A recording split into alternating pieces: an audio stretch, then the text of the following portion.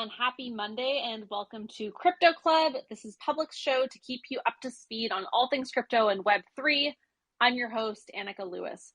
Crypto Club features conversations with industry executives, entrepreneurs, developers, and other leaders ushering in the future of digital currency and blockchain technology. And today we're talking about Solana's ambitious new plan to launch a smartphone device and mobile software platform. Solana Labs announced just a few days ago that it will release an Android phone in early 2023 and is building a software kit for developers to create native Android applications. And so joining us now to discuss all of this is Austin Federa, Head of Communications at Solana Labs. Austin, thank you so much for joining today. Hey, good to be here. All right, well, to get the conversation started, for those who may not have heard the news in the last few days, can you tell us a little bit about the phone, what you all announced, and why Solana Labs is making such a big bet on it?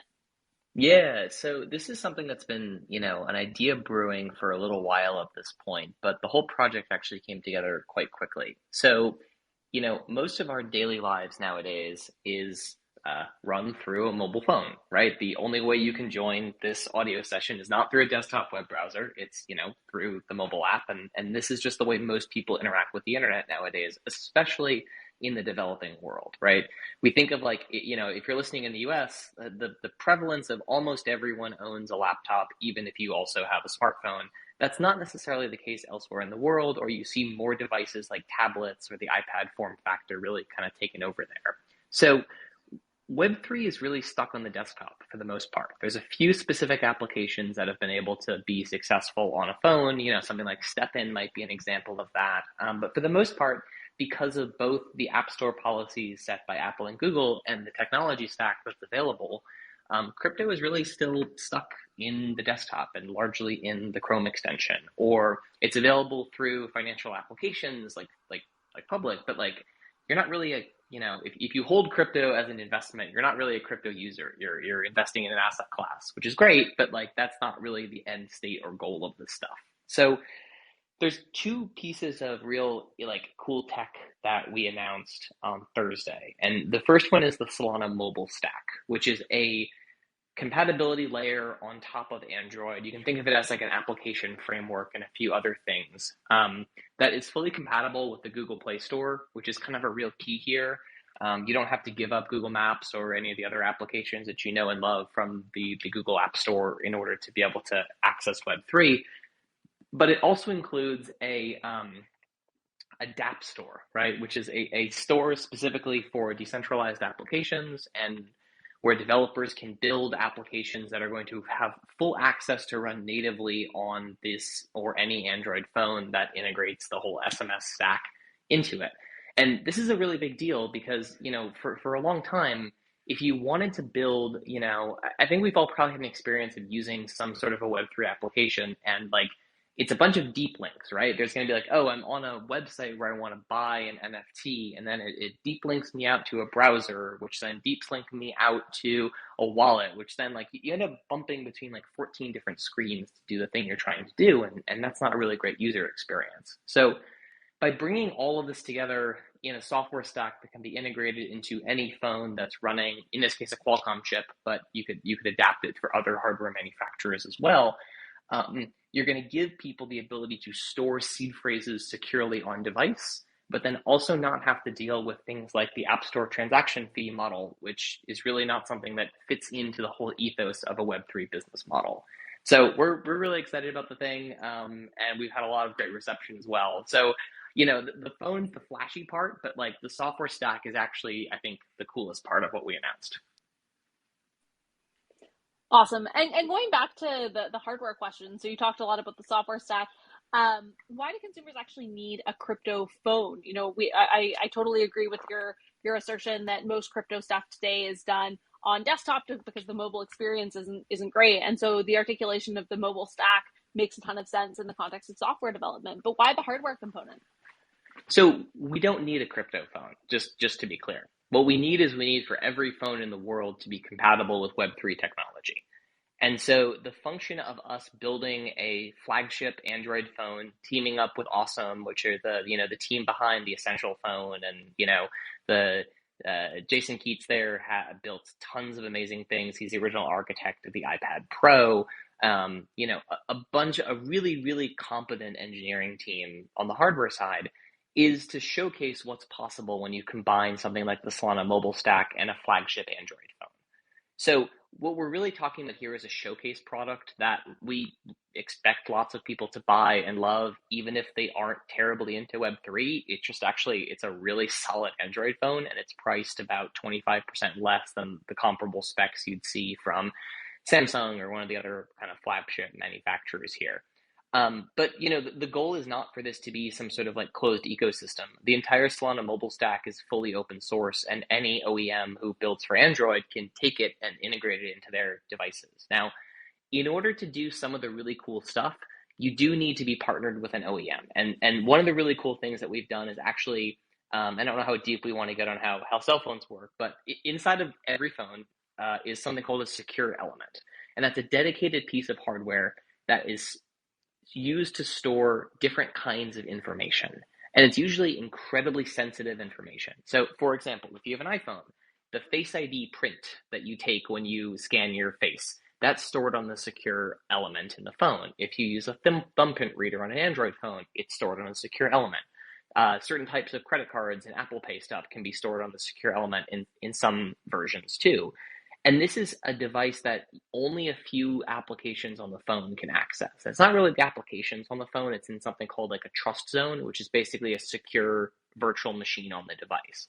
But it's this really common way that the industry's built to enable us to store really sensitive stuff on phones, but an application, like if you sign into Public with Face ID, Public doesn't actually ever get your face print. It just says, hey, phone, I'd like to know if this user is the user that it should be. And the iPhone just hands back a flag that says like, yes, they passed the Face ID check, or no, they failed the Face ID check. And so it's a way of keeping information compartmentalized and secure while also giving an application the ability to access that feature. So in order to do the whole thing, we kind of have to team up with someone who is building a phone firmware. And so this is really a showcase and a flagship product. It's the first product from Solana Mobile, and there will be more things in the works there. But the real goal of this is to show people what's possible with this software stack. Awesome. Appreciate that articulation. And as you talk through the idea of kind of, phones and the Face ID example, storing very sensitive data today, a lot of this makes me jump to kind of another analogy from the crypto space, which is hardware wallets, right? So people today will often have a phone as well as a hardware wallet. Is part of the idea here that this might serve as kind of one device that could play both of those roles? Yeah, so it depends. Like people use hardware wallets for a variety of different things, and we should also clarify like the term hardware wallet is really it's more of like it's called a hardware wallet. It's really an appliance wallet, right? It's just an embedded system. It's still running software, right? In that regard, but what's really happening here is like if you're using a ledger, which is the dominant hardware wallet today, and your function of it is to put it in a safety deposit box at a bank and leave it, that is still the right device for you. The place this gets really interesting is if you actually want to start bringing a lot of these Web3 technologies into your daily life. If you have NFTs that you need to show to get into a party or something like that, if you want to be able to actually pay for stuff using something like Solana Pay at merchants, the software wallet solution is a little rough. It's not as secure as a hardware wallet, certainly, but the idea of using something like this, the seed vault, which does store data on the secure element and in the phone, is to give you something closer to a hardware wallet experience. It's significantly more secure than any software wallet that exists, but it's not really meant for permanent, cold storage and those sort of applications. But people routinely, like you see this all the time if you're kind of in the NFT space, they like leave dinners or dates and they go like into the back and they pull out a laptop so they can mint this NFT that comes up at a specific time of day, right? And that's like a really bad user experience, having to leave a restaurant and pull a laptop out just to do something. If you could do that on your phone, and if you could keep enough crypto, in this case Solana or some other token, on your phone to feel comfortable transacting it, but also knowing that like it actually is pretty secure on the phone, that's a really good compromise solution. And that's really what we're going after here. It's to make people feel way safer storing things that are important on their phone than they currently do. Totally. And as a crypto user, I can say I've certainly been in that situation, pulling out my laptop in Yep. inopportune situations, and I'm sure there are others on the call that are listening that have been there as well. Um, Shifting gears a little bit for maybe those who are less familiar with the Solana network, can you talk a bit about what makes the Solana network a good fit for a smartphone specifically? Yeah, so the network is built to be fast and cheap and scalable. And those are three things that you really don't find very often in the blockchain space. So the network's scalability is really limited by single-threaded hardware performance, which is something that has, we have Moore's law to thank, which is the idea that, roughly every 18 months, the processing power available to a consumer doubles. And so what we can what the network is really built to do is be one single state to clear all of the world's information. And so that could mean everything from, stock market transactions, which can move on chain, and something like Serum, which is a central limit order book built on chain. And a central limit order book is the exact same order book mechanism that the New York Stock Exchange or the Chicago Mercantile Exchange uses. And for the first time, those technologies have been able to put on chain. Uniswap is a beautiful feat of engineering, but there's a lot of order book mechanics that you don't get when you're dealing with an automatic market maker.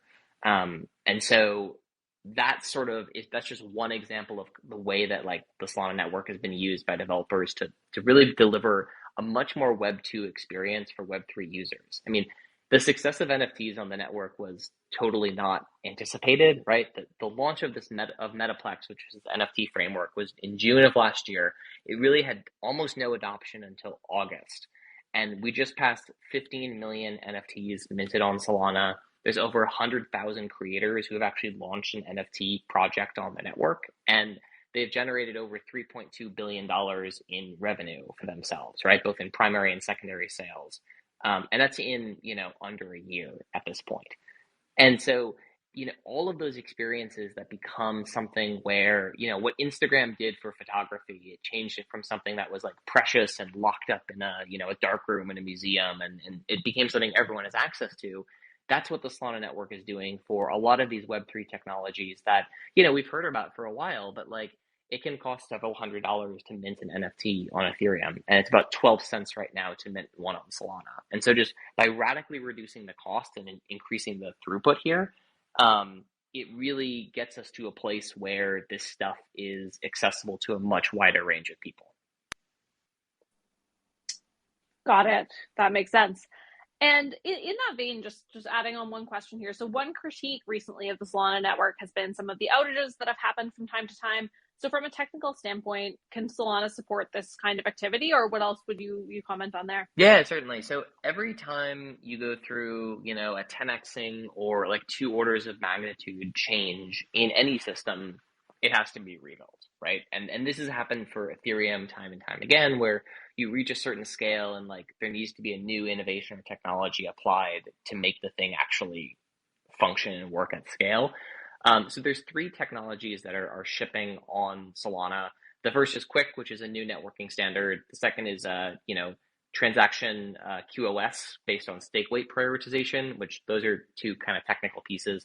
But the main thing is this idea of localized fee markets. So on Ethereum, you have global fee markets, and global fee markets mean that if there's competition for, let's say, an NFT mint or the Bored Ape Yacht Club airdrop, the cost of doing everything on the network becomes expensive because there's a bidding war to basically drive up the price there. And so you might see liquidators bidding against people who want to claim an airdrop, and you get a $4,000 transaction fee, which is what we saw during the Bored Ape Yacht Club airdrop situation. The idea with localized fee markets is on Solana, there isn't competition for block space in the same way there is on Ethereum. There's competition for writing to a single piece of state, which is limited by functionally single-threaded performance. So as you get into this stuff with Solana, you may see that like there are fees that spike when there's a really hot NFT mint, but that spike in fees should not impact the cost of, let's just say, paying for coffee at using Solana Pay at a store, or swapping a token on Mango Markets or Serum, or creating your own NFT. It would only affect that one specific piece of the network where there's congestion. And you might see fees spike there just as high as they do on Ethereum, but it's not going to impact any other users around them. And that's kind of one of the real big changes there. That will better enable the network to, you see some of these these counts of spam attacks on the network. That's because there aren't fee markets on the system right now.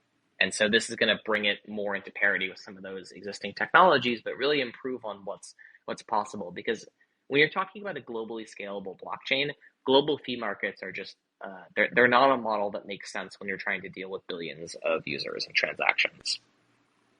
Right. Yep, that makes sense. Cool. And shifting gears to kind of more the consumer angle. So as you mentioned earlier, the phone will be priced at $1,000.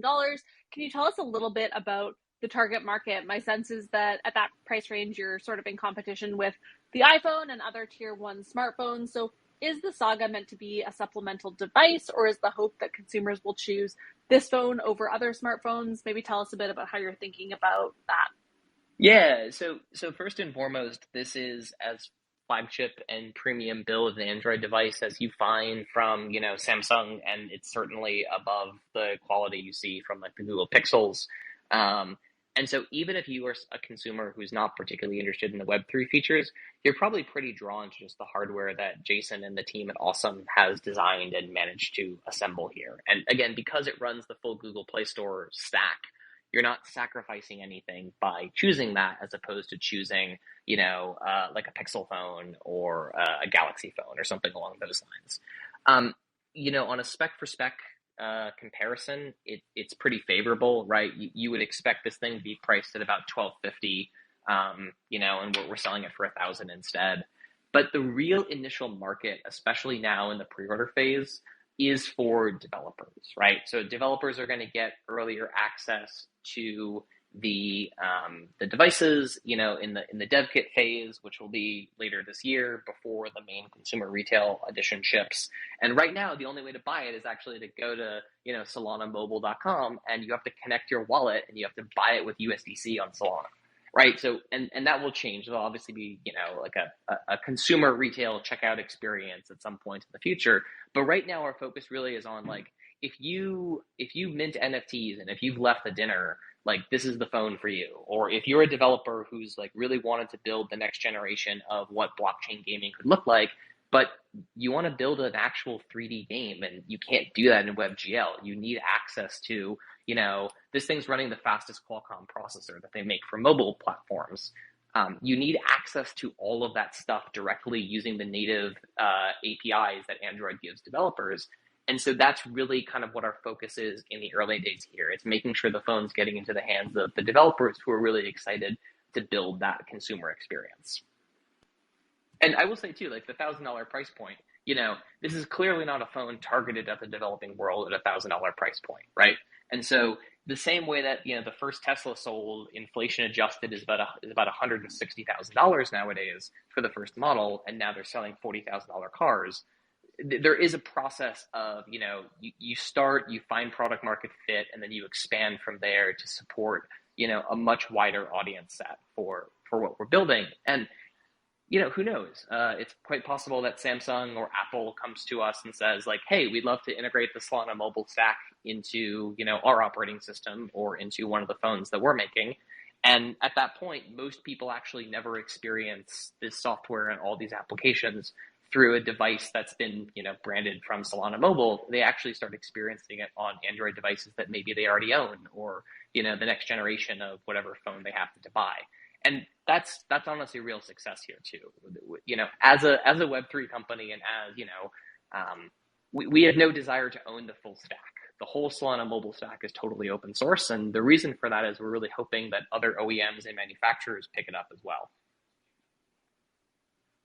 Right. That makes sense. Awesome. Well, as we head into our last 5 minutes or so, I know you've launched this a few days ago now. There's been a lot of press around it and a lot of buzz and excitement hearing about the Solana phone. Curious as to kind of what you're hearing from critics as folks evaluate what's happening here, And B, the biggest challenge you foresee as Solana launches this, and now that you've got the communications out, how do you kind of build this and scale this up? Yeah, most companies when they go to launch a phone, they're the first thing that Anatoly came to me and a few other folks and was like, "Hey, it's I want to launch a phone," and my first thing is like, "That's a terrible idea. No one's ever successfully launched a phone," and that's a little bit of an exaggeration. But in the last decade, there's basically no manufacturers who have successfully entered the market, right? Even Essential, which was founded by Andy Rubin, who's kind of like the father of Android, even that couldn't make it in the market. And so the question is, what are we doing differently that's actually going to make this thing potentially succeed? And most people look at a crypto company and they go, what are they doing making a phone? Well, we're not, right? One of the best hardware manufacturers in the world is making the phone. What we're doing is we're bringing this Web3 software stack onto it. And that's something that, 13 years after Bitcoin launched, we had WWDC a few weeks ago, and not a single crypto feature announced, not a single policy change to better support Web3. And so these are situations where we just see that the market is just leaving this world behind here. And so a lot of people, I think, are going to be very excited to get this as a secondary device. They might be very excited to get it as a primary device. And the differentiating key factor here is it's the only phone that actually is going to let you run decentralized applications natively on it. And for a certain subset of people, that's a really exciting prospect. And so, the success of this thing, the hardware has to be good enough that you don't feel like you're making a compromise. And then the software is the real thing that's going to make it succeed or fail. And so, again, like I was reading an article by The Verge where they were like, I'll be amazed if this thing ships in Q1 of 2023. And, in my perspective, it's like, that's actually the easiest part. Shipping the phone is like, we have some of the best hardware designers in the world working on this thing at Awesome, OSOM. You can go look up where they all came from. And they've built a truly phenomenal device. The main piece here on the Solana side is getting developers excited and getting users using it. And it doesn't take a ton, right? There's probably, right now, if you're talking about full self-custody users, there's about 2 million every month that use the Solana network. That's 4 times that of, the nearest network for us in that capacity, but that's still not a huge amount, right? And so we're in such early days of all of this technology that there's a real ability to drive like the next level of mobile innovation coming out of a decentralized software stack. So that's the part I'm really excited about. Yeah, it's big, it's bold, but innovating in this space, and as you said, we haven't seen a lot on the mobile front. So someone's got to do it, and we need some bold bets like this. So I love what I'm seeing here. As we wrap up, anything else we should be on the lookout for with Solana in the back half of the year that you'd like to share? Yeah, I mean, we're doing Breakpoint again, the giant annual conference in Lisbon. It's in Lisbon again this year. 2023 is going to be somewhere in Asia. But that's a really exciting time for both developers and users to kind of get together and see what that experience is. So if you've been building on Solana, it's definitely worth checking out. I think the main thing though is like if you're taken with this idea, you can go to solanamobile.com. There's grant applications for folks who are looking to develop decentralized applications for this. But the other thing too is the software stack is fully open source, and Solana is not a maxi chain in any means, right? Its goal is to be the execution layer for the world's information. If you believe in Bitcoin, power to you. We want to be the best network to trade Bitcoin on and give Lightning a real run for its money. So the future of this device is definitely multi-chain. And, if you're an engineer and you're particularly inspired to build compatibility with, let's say, the Ethereum network, you can go ahead and submit pull requests. And, that's just the process of open source software development. So, yeah, I'm hoping someday this gets successful enough. We rename it from the Solana mobile stack to something that's a little bit wider in adoption too, because that really is the goal here. Awesome. We'll definitely check out that conference and check out those resources Austin mentioned. Thank you so much, Austin, for being on. I learned a lot. I'm sure others did too. Yeah, thanks for having me. It was great talking with you. All right. Well, thanks, everyone. That will do it for this week's session of Crypto Club. Be sure to tune in every week to hear the latest from the most influential innovators in crypto and get the latest news fresh off the blockchain. Thanks again. Have a great evening. Bye all. If you would like to see more content like this, subscribe to our channel and download the public app where you can listen to these sessions in live time.